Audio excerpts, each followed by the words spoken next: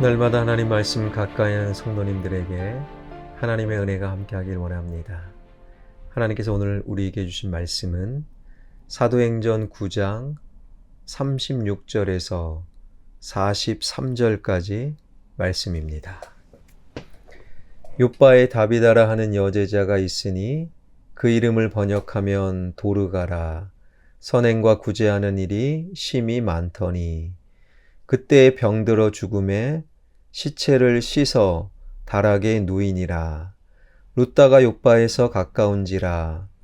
제자들이 베드로가 거기 있음을 듣고 두 사람을 보내어 지체 말고 와달라고 간청하여 베드로가 일어나 그들과 함께 가서 이르매 그들이 데리고 다락방에 올라가니 모든 과부가 베드로 곁에 서서 울며 도르가가 그들과 함께 있을 때에 지은 속옷과 겉옷을 다 내보이거늘 베드로가 사람을 다 내보내고 무릎을 꿇고 기도하고 돌이켜 시체를 향하여 이르되 다비다야 일어나라 하니 그가 눈을 떠 베드로를 보고 일어나 앉는지라. 베드로가 손을 내밀어 일으키고 성도들과 과부들을 불러들여 그가 살아난 것을 보이니 온 욥바 사람이 알고 많은 사람이 주를 믿더라.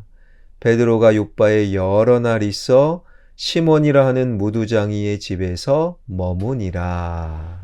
아멘. 베드로가 욥바에서 아름다운 이름 그리고 아름다운 삶의 조화를 이루었던 다비다에 관한 이 말씀은 이렇게 끝나고 있지요. 43절입니다. 베드로가 욥바에 여러 날 있어 시몬이라 하는 무두장이의 집에서 머무니라. 결코 그냥 지나칠 수 없는 구절이지요. 이제껏 베드로가 사마리아나 룻다에 갔을 때에 어느 특정인의 집에서 머물렀다 라고 성경이 밝힌 적이 없어요. 성경의 관심사항은 베드로가 누구 집에서 잤는가가 아니라 머물렀는가가 아니라 그곳에서 어떤 사역을 했느냐. 그런데 유독 욥바에서만은 그가 수일간 시몬이라는 무두장이의 집에서 머물렀음을 성경은 강조하고 있지요. 그렇다면 여기에는 굉장히 중요한 메시지가 숨겨져 있음이 분명합니다. 베드로가 욥바에서 머물렀던 시몬의 직업은 무두장이 예전의 성경에는 피장이라고 번역이 되어 있었는데요. 무두장이란 가죽 제품을 다루는 피역 제조업자를 가리키는 말이지요.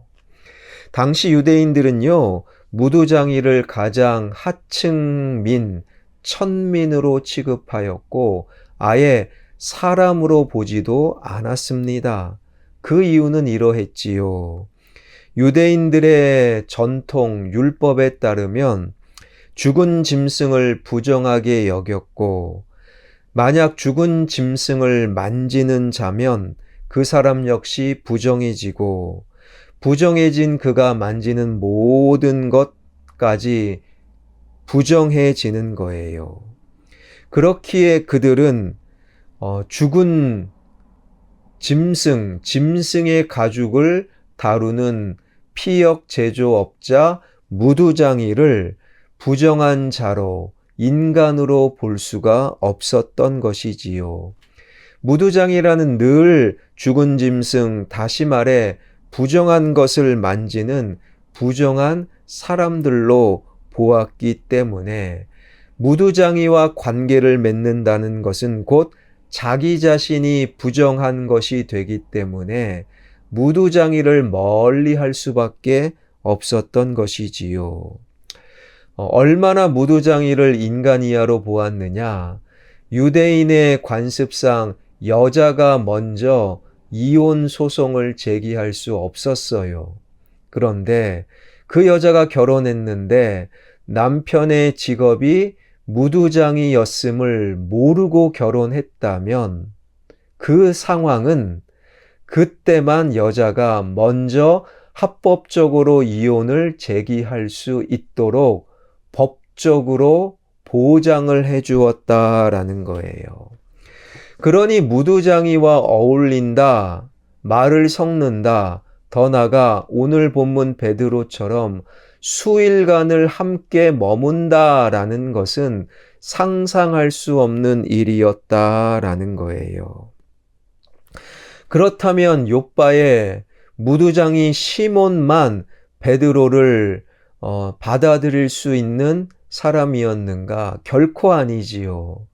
원래 베드로는 룻다에 있었고 욥바의 다비다가 죽은 그 사실 속에 수많은 사람들이, 다비다를 사랑하고 존경하는 수많은 사람들이 베드로를 초청했고, 그 베드로는 욥바의 다비다를 살려준, 그러니까 모든 욥바의 그리스도인들이 베드로를 자기 집에 초청하여 하루든 이틀이든 마음껏 머물도록 자신의 집을 비워주거나 내주거나 함께 하는데 모든 사람이 마음을 열 수 있는 상황이었다라는 거예요. 그럼에도 사도 베드로가 시몬이라는 무두장이의 집을 유숙지로 선택했던 것이지요. 여기에는 분명한 하나님의 뜻이 숨겨져 있었습니다. 당시 유대인들은 가죽 제품을 다루는 무두장이를 부정한 자로 여겼고, 그러나 무두장이가 만들어낸 가죽 제품은 너무너무 사랑하고 좋아했다라는 거예요. 그들의 신발, 그들의 가죽, 그들의 벨트, 그들의 일상생활에서 가죽 제품을 소중히 여겼던 유대인들은 정작 그 가죽 제품을 만들었던 무두장이는 부정한 자로, 그들 생각에서 멀리하는 자로, 말을 섞으면 안 되는 자로 치부했다라는 거예요. 그렇다면 한번 생각해 보십시다. 무두장이가 부정하다 하여 그들이 만지는 모든 것마저 부정하게 여긴다면 그들의 손에 의해 만들어진 가죽 제품 역시 부정한 것으로 취급함이 마땅한 것이지요. 반대로 일상생활 속에서 가죽 제품을 소중하고 귀하게 사용하고 여긴다면 그 귀한 제품을 만들어준 무두장이 역시 귀하게 소중하게 대해야 되는 것 아니겠습니까? 가죽 제품은 소중하고 중요하게 여기지만 그 제품을 만들어준 무두장이는 부정하다. 관계를 끊어버린 유대인들 그리고 그리스도인들의 바로 이중성, 자기 모순을 오늘 성경은 우리에게 보여주고 있다라는 거예요. 영국의 언론인 폴 존스는 그가 쓴 책 지식인의 두 얼굴, 그 책에서 지난날 지식인들의 이중성을 고발하고 있어요. 에밀에서 교육의 중요성을 역설한 장자크 루소는 정작 자기 자식들을 보육원에 맡기게 됩니다. 노동의 신성함을 강조한 마르크스는 45년 동안이나 자신의 집에서 노동한 가정부를 무임금으로 착취했어요. 노인과 바다의 작가 어니스트 해밍웨이는 사실과 진실에 기초한 문학을 주장하면서도 그는 병적일 정도로 거짓말을 일삼았습니다. 실존주의는 휴머니즘이다. 휴머니즘을 설파한 사르트르는 여성을 남성보다 못한 존재로 여성을 비하하기도 했지요. 러시아의 문호 톨스토이는 이성과의 교제를 죄악시하면서도 그는 수시로 사창가를 들락거렸다라는 거예요.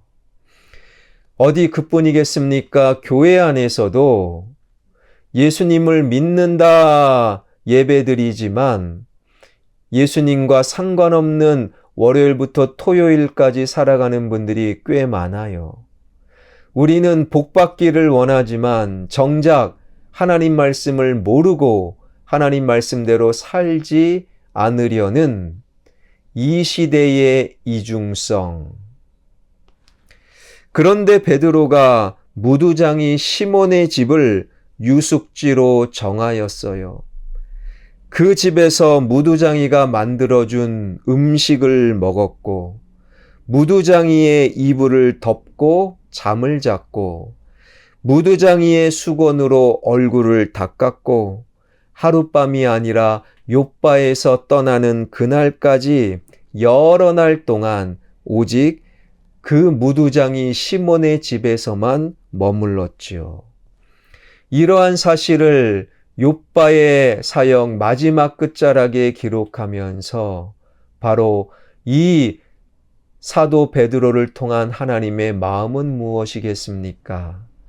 겉과 속이 다른 우리의 이중성, 상황마다 달라지는 우리 말의 이중성, 그것을 우리는 극복하고 이겨낼 때 비로소 한결같은 영원한 하나님을 믿는 진정한 성도가 될 수 있다라는 거예요. 사랑하는 성도 여러분, 그리스도인으로 살아간다라는 것은 이처럼 우리 내면에 도사리고 있는 이중성 혹은 자기 모순을 이겨나가는 것, 한결같은 영원한 주님의 말씀으로 겉과 속이 다른 나의 이중성, 상황마다 달라지는 나의 태도를 말씀으로 이겨나가는 진정한 신앙인이 되길 주님의 이름으로 축원합니다. 기도하겠습니다. 그리스도인으로 살아간다라는 것은 영원한 하나님 말씀으로 우리 내면에 도사리는 이중성을 이겨나가는 것, 교육을 주장하면서도 자신의 자식들은 보육원에 내팽겨쳐진 그 지식인의 이중성, 하나님, 우리 그리스도인에게도 그러한 이중성이 있습니다. 예배를 드리면서도 말씀 앞에 아멘 하면서도 그 말씀과 상관없는 월요일부터 토요일까지 살고 있는 우리 그리스도인들의 이중성.